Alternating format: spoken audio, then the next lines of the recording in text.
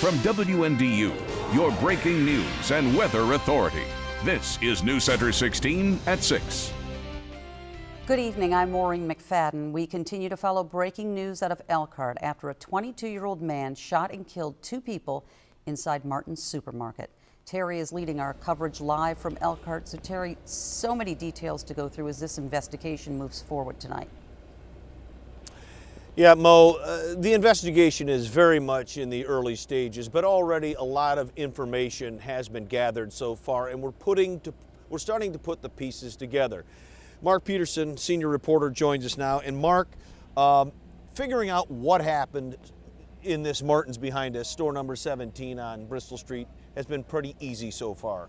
Trying to figure out why it happened, that's going to be the hard part. And Mark, do we have any inkling at this point of a motive? Would be all speculation, and there's even, frankly, very little of that. Police have reviewed the surveillance tapes from the store. While they do include plenty of pictures, it was remarked more than once. No audio's included, so they can see actually the gunman threatening some of the store employees. They don't know exactly what he said, exact nature of those threats. The video does apparently show Bear entering the store about a half hour before he ever fired a shot. Perhaps he used some of that extra time to have some second thoughts. The video shows him walking around the aisles and occasionally texting and talking on his cell phone. I wouldn't say that it was well planned, but it was obviously thought out. He took his time. You know, I think he might have been hesitant, but he was at the store, and whether he was, you know, watching people or picking out people, we'll never know. No, we have not determined a motive. As I mentioned before, things have kind of swung back and forth. As I last reported, we didn't believe that there was any connection between the shooter and one of the female victims. However, some information has now come in from other parts of the state that might not be true. There might be some relationship. Because there's not a police officer in this building that wouldn't give his life to have stopped what happened last night to those two innocent victims. We cannot lose sight of the commitment of folks dressed like me all around us today. So not only has something like this happened again, this time it happened in our very own backyard. You see the attention that it drew. I counted 17 cameras again at the press conference today. The superintendent of the Indiana State Police making the trip up from Indianapolis to be here in Elkhart today, bringing word from the governor that the state will use all the resources it needs to use to make sure this investigation is done properly. And Mark, I know the superintendent was particularly ubiquitous in his praise of Elkhart police for, you know, preventing further damage and death here. There were some pretty close calls, and in fact, the Elkhart Police Department pretty much Johnny on the spot with the manager of this Martin store, right? This could have been a hostage situation when police arrived. As a matter of fact, they say that the manager was being held at gunpoint by the gunman, forced to his knees. That's when the officers come in the front door. It distracts the gunman's attention. The manager took note of that and used that opportunity to run and get away, and the rest, you know how it went. Yeah, and the video showing the manager on his knees in a prayer position and Bear flailing his gun wildly. Thank goodness for the Elkhart Police Department showing up when they did. Timing's everything. Yeah. All right, Mark Peterson, and we are learning more about this gunman, 22-year-old Sean Bear of Elkhart. They were saying that he was a regular at this place. He lived with his folks in a neighborhood nearby here. Tricia Hart has been doing some digging today, and Tricia, you uncovered some fairly disturbing stuff about Mr. Bear's past. That's right, Terry. And when you look at his criminal record, besides his personal Facebook page, he has a handful of convictions, some for drugs, some for theft, and a couple of other criminal warrants out there. In 2009, in fact, he was arrested for possession of an illegal substance. Then in 2010, he was sentenced to jail for stealing from the Martin supermarket. Not this location, but the one over on Jackson Boulevard in Elkhart. According to The Truth, they confirmed that records ordered Bear to obtain an addiction assessment after that arrest and an order of commitment at Oaklawn Psychiatric Center. Oaklawn is located down in Goshen. Now, Bear's Facebook page shows images and quotes from infamous serial killers. His family, I went to ask them to get a little bit more information about Bear. They declined to comment, saying this is a personal matter. We have been to his house. The subject was living with his parents. We had a consent to search of the house. Some items of evidentiary value were recovered from the house, and have been processed. What's their reaction? What did his parents say? It's like any parent. I mean, you don't ever want to think of your own child being involved with something like that. So, you know, the initial shock of obviously somebody knocking on your door and telling you that your son's dead, how would you feel? And Terry, I reached out to Bear's brother today. He said that he didn't really have much to comment, although he did add that he didn't want the personal opinions of other people affecting the truth in this matter, but he didn't elaborate more on that issue. Okay, and there was a drug conviction here in his past. Is there any indication from police or any other sources that perhaps Bear was under the influence of some type of narcotic or something else when he went in there? Because anybody who goes in and shoots two people, something's not right. Well, at this stage in the game, it's really early on in the investigation. Toxicology reports have to come out on Bear's body still, so we won't know until a little farther down the line if he was under the influence. But once again, if you go back to that Facebook page, there's some really damning information on there. You have threats of razor blades, a lot of rants on there, those graphic images of serial killers and deaths. It's a lot to consider, and so a lot of people were posting on our Facebook page too that this doesn't necessarily seem surprising based on his past. Yeah, some pretty gruesome stuff on there. All right, Tricia Hart, thank you very much. And we do have two victims to this, two young women, one 20 years old and one 44 years old. The 44-year-old, a mother. Crystal Dykes, 20 years old. She was a stalker at the store. She was the first victim of Bear. And Rochelle Gottfried, 44 years old. She was a customer there. She was simply checking out when it appears Bear shot her dead, and we found out that she is a mother and that her son, Joe, plays basketball for IUSB, was in Illinois last night.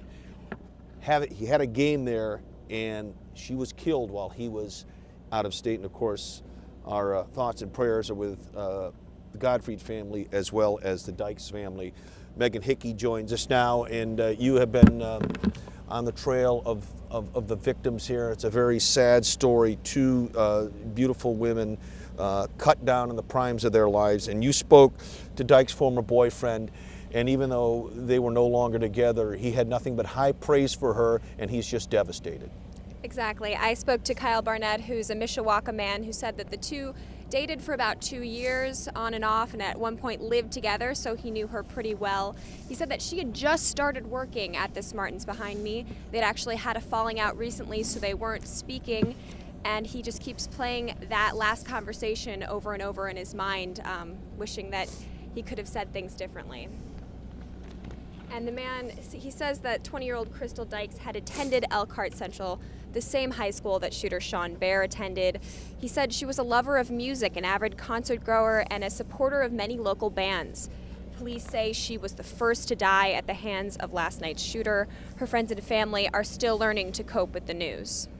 At 3 o'clock this morning, my brother called me. I was asleep. Crystal was shot. And at that point, it was just kind of, I didn't really know what to feel. She was beautiful, kind-hearted. She loved children. She was adamant about children. And of course, that connection between Sean Bear and Crystal Dykes is still up in the air. Of course, Sean did attend Elkhart Central for some period of time, so still a lot of questions surrounding whether there is a connection or not. And Crystal, I'm told, was a very giving person in life, and I understand she is a giving person in death as well. Exactly. We learned on Facebook from a relative of Crystal that she actually donated her organs. So while she was taken clearly far too soon, she might be saving dozens of lives in the aftermath. So I guess a silver lining, if there is one, to this tragedy. Absolutely. All right, Megan, thank you very much. And Maureen, we're going to stay here through the rest of this half hour, and we'll check back with you at the end of the newscast. That'll do it now from the Martins on East Bristol. All right, thanks a lot, Terry. Well, News Center 16's Barbara Harrington was at the scene of the shooting all night and into the morning and joins us now in the studio. So, Barbara, tell us what was happening when you first arrived at the scene last night. Well, Mo, when we got there, it was clear that police did have the situation under control, but there was this overwhelming feeling of uncertainty, and of course fear as people outside of the crime scene, friends and family of people inside, they were waiting to find out what exactly had happened. Now, there was a large perimeter set up, basically spanning the store's entire parking lot, and that's where family and friends of people who were inside the store during that shooting congregated, waiting for any word from police. Now, that wait especially difficult for people who hadn't heard from their loved ones. Even those who had made contact with them had very little information about how bad this shooting was, aside from what they were told by witnesses.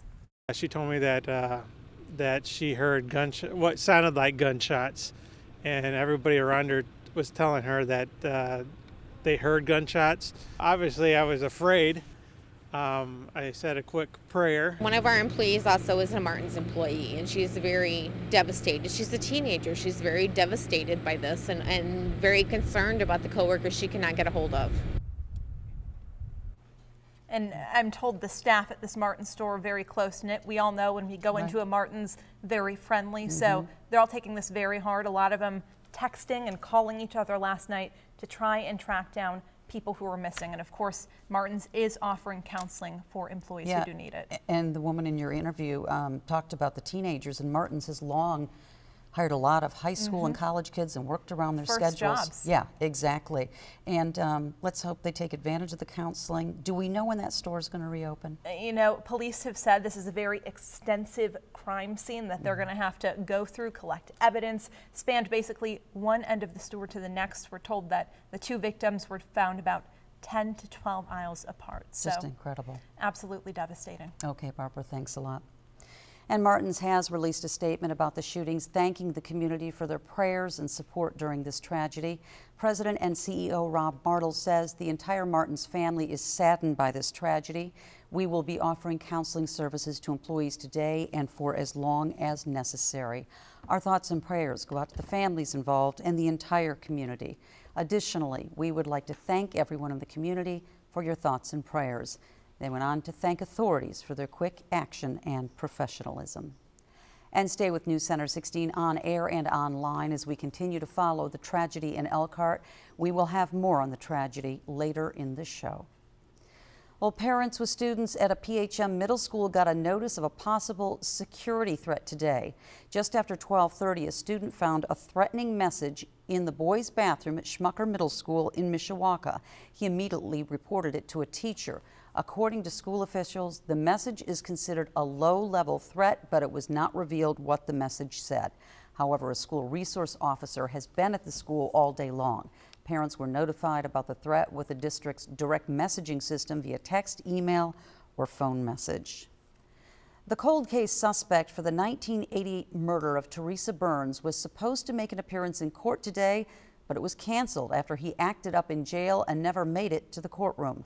43-year-old Philip Jeans was arrested in December on charges of murder for the 1988 death of Burns, who was found shot in her home. His first court appearance last week was postponed until today. It has been again postponed until February 2nd. Jeans is being held in the St. Joseph County Jail. Indiana held its State of the State address earlier this week, and now it's Michigan's turn. Governor Rick Snyder will deliver his fourth State of the State address tonight. He's expected to speak on many different issues, including the $971 million windfall the state has and possible tax cuts. Snyder will be on during a special joint session of the legislature in the Michigan Capitol at 7 p.m. The address will be streamed online, and we'll have a link to it on our website. Just click on the big red bar. Tracking inconvenient weather where you live. Storm Team 16 is your weather authority. And as expected, temperatures have warmed up to the low 30s in parts of Michiana, including South Bend, Bridgman, LaPorte, also 32 degrees down south in Rochester and Winnemac. Everybody else in the mid to upper 20s at this point. There's our South Bend Notre Dame sky view. And we kind of see the visibility go down, and then it improves, and then it goes down. That's kind of these waves of snow that are coming in. It's 30 degrees right now. You can see the winds are south to southwesterly at 14 miles per hour. There's 16 Doppler max, and you can see those waves coming through. In the middle of those, it's snowing pretty good typically with lower visibilities. In between, though, you can see it doesn't snow much at all. So the roads are definitely going to stay slick as we head through the evening hours. Here's what the future looks like with 16 Future Track. So be careful out there if you're going to be out on the roads. You can see this next cold front sweeping in, so it'll stay on the mild side this evening, but by morning, much colder air starting to come in. Now, the latest Future Track is keeping that secondary system we've been talking about to the south over central Indiana, so we'll be watching that one just in case, but lake effect is a possibility again later on tomorrow and into tomorrow evening, as you can see there. That whole system moves away, and then a more potent system starts to come into the northern plains. And you can see Future Track is, as of 1 p.m. Saturday, keeping it dry here, and that's what we've been expecting. But in the afternoon, there's that chance of some snow. Now, I will say this, Future Track not impressed with this now. Last night it was. All the other computer models are impressed with this one, giving us several inches of snow Saturday afternoon and Saturday evening. So it will totally depend on the track of that area of low pressure, which we'll be watching for you. Here's my Storm Team 16 forecast for all of Michiana for tonight. Occasional light snow, another inch or so likely, low temperature down to 8. Could be 2 in some areas. There's a 7-day forecast, and you can see a couple of yellow days there for Friday and again on Saturday. The snow showers tomorrow will taper off, and then that better chance for some accumulating snow Saturday afternoon, Saturday evening. Looking dry on Sunday, high 29. Martin Luther King Day dry, 24. And then more snow and more cold, kind of typical of this winter. Yes. Even colder air coming by the end of January, though. Okay, thanks a lot, Mike. Well, kids in Mishawaka got a special treat today. Hear why these students were allowed to skip class this morning, coming up.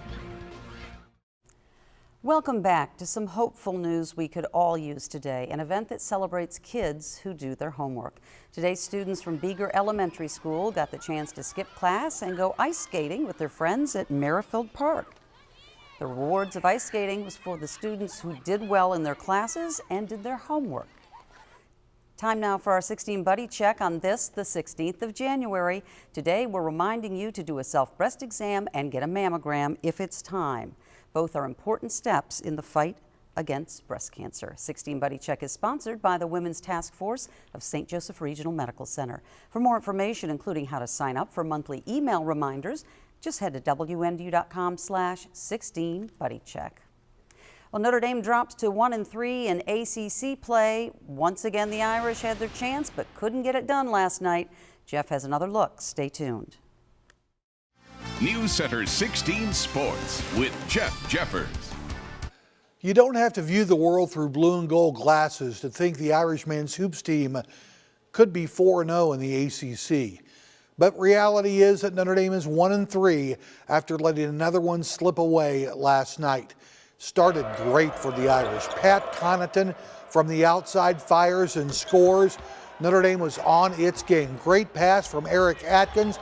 Notre Dame claims a 9-point lead at halftime, but second half, Maryland goes inside and wins the battle of the offensive boards. That was key.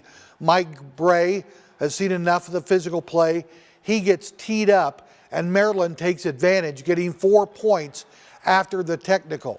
The Irish fall to the Terps at College Park last night by 8, 74-66. After the game, Mike talked about the loss. But I thought where they really got us and made their run and kind of put us away was on the offensive board. They got second shots. They got them in the first half, but they didn't convert them. They converted all of them in the second half. And between offensive rebounds, turnovers, and then when we were trying to hang around, we couldn't make 2 free throws in a row. We kept going 1 for 2. You're just not going to win on the road like that. So the Irish back at home Sunday evening as His Eminence Digger Phelps will be inducted into the Pavilion's Ring of Honor as the Irish take on Virginia Tech. Muffet Squad on the road at Pittsburgh tonight. The Irish 15-0, ranked second in the nation. They've dominated the Panthers over the years, so Notre Dame looks to keep it rolling tonight in the Steel City. I think the veterans understand that. I mean, they know they've got to be ready. I think it's the rest of the team that's still learning. You know, they're still young. We're so young in all the other spots. So really, we need to get our starters ready. They need to prepare the rest of the team. But we need to treat it like a home game. We need to play the same way on the road that we do at home. And former Notre Dame long snapper J.J. Jansen of the Carolina Panthers will be headed to the Pro Bowl. He's one of 6 Panthers to make the team. Gotta love those long snappers. Oh, yeah. They're the most important position on the field. All right, thanks, Jeff. Well, the community continues to talk and react to the tragedy in Elkhart last night. We'll head back out live to get the latest with Terry after the break. We are continuing to follow the tragedy in Elkhart. Terry is out live in Elkhart. So, Terry, where does the investigation stand right now? Well, Maureen, the investigation stands right now with trying to figure out why a 22-year-old man would go inside a Martin's store, this Martin's store along East Bristol, and murder 2 women. We may never know for sure. As Sergeant Trent Smith of the Indiana State Police said this morning, the answer may have died when Elkhart police ended Sean Baer's reign of terror in his life. One thing we do know, blood was spilled in the least likely of places, a neighborhood Martin's. As I said last night, Mo, if it can happen at Martin's, it can happen anywhere. So hold your loved ones tonight and be grateful you still have them. And pray for everyone in the city with a heart tonight.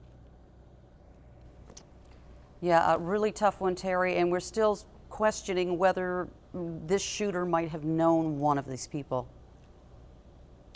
Well, that is there is a connection in that they were Facebook friends with 2 mutual people. That being one of the victims, the 20-year-old Miss Dykes who was killed, and Sean Baer. But we may never know for sure. Again, with Sean Baer dead, the answers we need may be 6 feet in the ground. So they're going to do their best to find a connection, but right now we just don't know for sure. Mo. All right, Terry, live in Elkhart, thank you. And of course, we'll continue to follow this online and on air, this tragedy in Elkhart. And we'll have much more at 11. Thank you for joining us tonight.